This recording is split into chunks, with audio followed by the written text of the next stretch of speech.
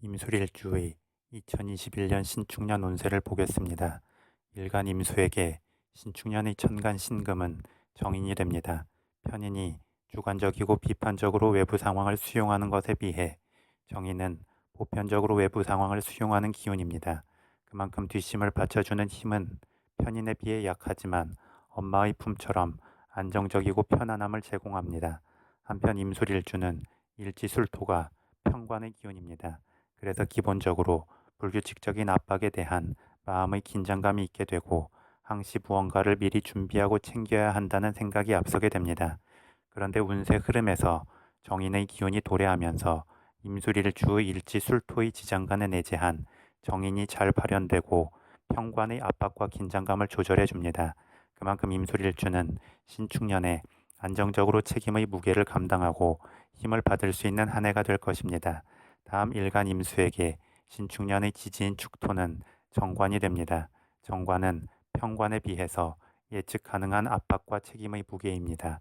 따라서 일간이 아주 약한 상태가 아니라면 충분히 책임의 무게를 버티어 명예가 올라가고 승진운도 좋아질 수 있고 여자에게는 연애운이나 결혼운이 좋아질 수 있습니다. 그런데 임술일주 일지술토는 편관의 기운입니다.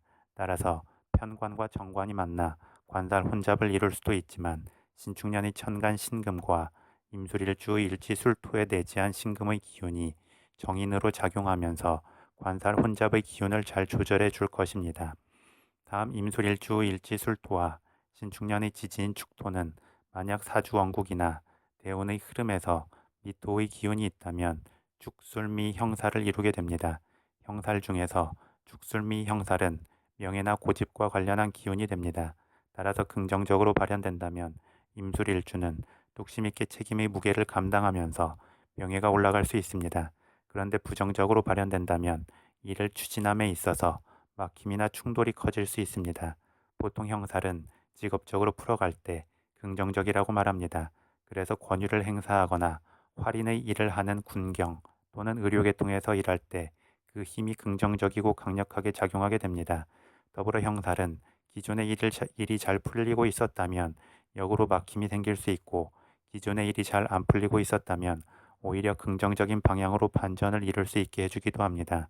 따라서 임술일주의 사람에게 신축년의 형살의 기운이 작용한다면 본인 스스로가 긍정적인 방향으로 그 강력한 기운을 활용해야 좋고 만약 사주원국이나 대운의 흐름에서 미토의 기운이 없어서 형살이 형성되지 않았다면 본인의 필요에 따라 미토의 기운을 지향해 보는 것도 좋습니다.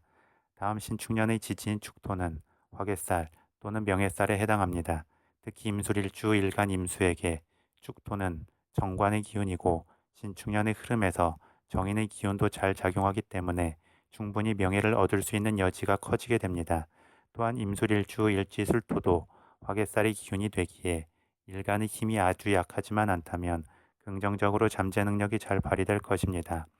더불어 임술일주는 일주 자체적으로 백호살의 기운이기도 합니다.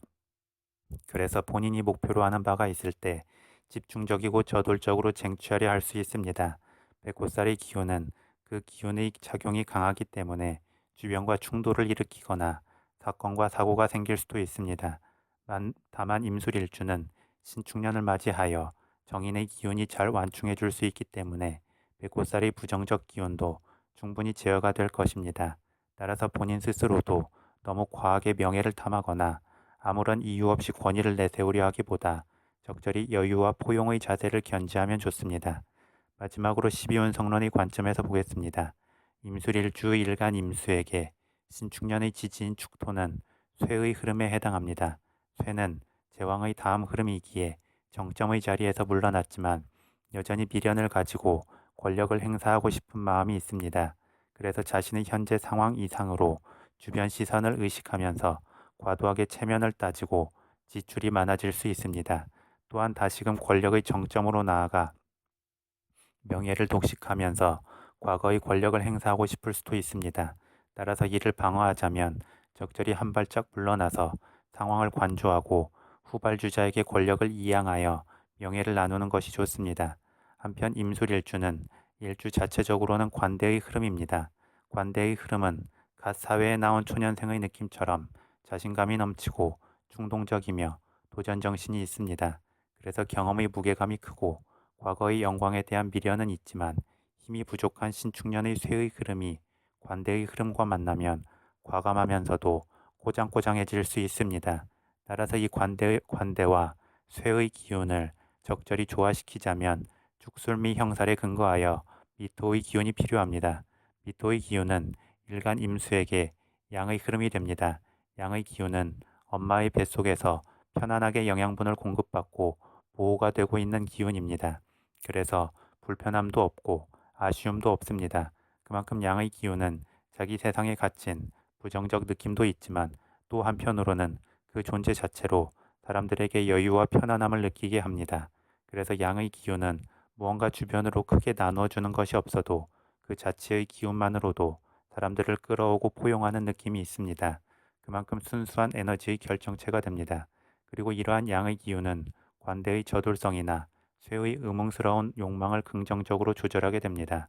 따라서 임술일주는 신축년을 맞이하여 저돌적이면서 사심만을 가지고 자신의 목표를 추구하기보다 적절히 양의 기운의 긍정적인 느낌을 떠올리면서 여유롭고 편안한 마음 상태 속에서 순수하게 주변을 포용하려 하면 좋습니다.